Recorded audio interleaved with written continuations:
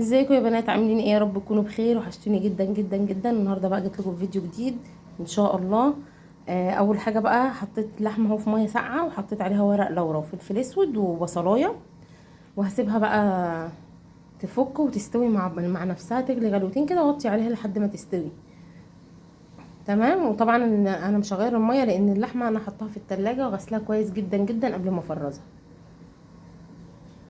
اهو يا بنات بقى بعد ما سبت اللحمه على النار، جبت هنا بقى حوالي 5 فصوص توم كده، دقيتهم بشويه كزبره وملح ومعلقه سمنه واحمرهم كويس واعمل الصلصه. طبعا انا عندي صلصه مفرزاها اهي. التومه تحمر وانزل عليها بالصلصه على طول. خليكم معايا، حمر التومه وارجع لكم. اهو يا بنات بعد ما التومه احمرت نزلت عليها بالصلصه، اسيبها تفك بقى مع نفسها واغطيها وتتسبك، ونعمل مع بعض بقى ايه الرز. طبعا انتوا عرفتوا كده اكيد انا بعمل ايه. اهي يا بنات اللحمه بقى بعد ما هي خلاص دخلت على السوا، اروح حاطه لها الملح، اظبط ملحها كويس قوي واسيبها تكمل سوا. تمام.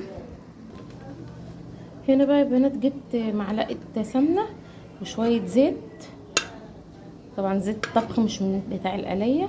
وبقى إيه، على ما يسيحوا اكون انا غسلت الرز، ونقلبهم مع بعض نفلفلهم كده، وهعمل رز ابيض. تمام. خليكم معايا، اغسل الرز وارجع لكم. اهي يا بنات السمنه بقى مع الزيت سخنوا، هنزل بقى بالرز اللي انا غسلته. طبعا كميه الرز اللي انتوا عايزينها. انا حاليا هعمل كيلو، واقلب بقى فيه كويس. اهو يا بنات هفضل بقى اقلب فيه كويس لحد ما يتفلفل معانا. يعني ايه يتفلفل معانا بقى؟ يعني تفضلي تقلبي فيه كده حبه حلوين لحد ما هتلاقيه جنب كلكع معاكي كده شويه، وبعدين بقى يفك. اول ما يفك كده يبقى هو كده اتفلفل معانا وبقى زي الفل، وننزل عليه بالشوربه. افلفل الرز بقى وارجع لكم تاني يا حبايبي. اهو يا بنات الرز، بصوا مبقاش فيه حبايه ماسكه في بعضها، شايفين عامل ازاي؟ اهو. هننزل بقى بيه بالشوربه، ننزل عليه بالشوربه لحد ما نغطيه كده، شوربه اللحمه اللي احنا سلقناها. ننزل بقى بيها على الرز، وبعد كده نروح نعمل العيش. اهو يا بنات بعد ما حطيت الشوربه اهو تمام وظبطت ملحها، اغطيه بقى واسيبه لحد ما يتشرب واغطي عليه. اهو بقى يا بنات الرز غلى غلوتين وغطيت عليه، والصلصه اهي اتسبكت.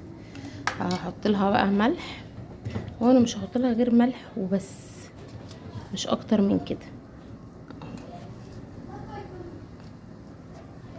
واطفي عليها.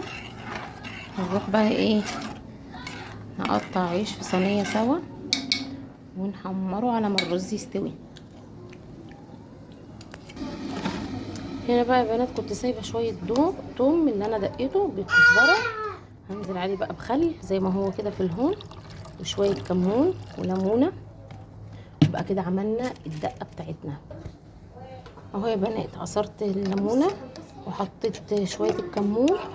طبعا انا دقها بملح، لو في ملح، لو هتحتاج ملح حط له، بس هي لا مظبوطه. اهو كده بقت الدقه بتاعتنا. عشان ايه؟ نظبط الفته ده بالخل والثوم. اروح بقى اقطع العيش اهو في صينيه وارجع لكم تاني. هنا بقى يا بنات اهو بعد ما قطعت العيش حطيت معلقتين سمنه حلوين كده، حطهم على النار واقلب بقى فيهم كويس لحد ما العيش يتحمص ويتحمر ويشرب من السمنه كده على نار هاديه ومن غير ما يتحرق. احمر العيش بقى كويس وارجع لكم تاني. اهو يا بنات العيش بعد ما حمصته، بصوا بقى جميل ازاي السمنه ومش محروق. هبتدي بقى دلوقتي ارص الصينيه بتاعه الفته.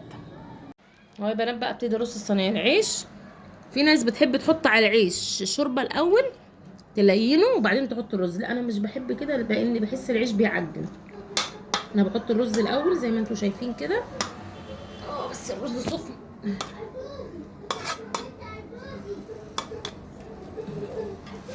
وبعد كده بقى احط كبشه الشوربه بتاعتي. طبعا مش برضو ما بحطش كتير عشان يبقى العيش مقرمش كده ويدي طعم جميل، مبقاش لين ومعجن. هجيب الشوربه واجيلكم. اهو يا بنات بقى هنحط الصلصه زي ما انتم شايفين كده. وكده بقى يبقى خلصنا الفته بتاعتنا، والف هنا وشفا على قلوب.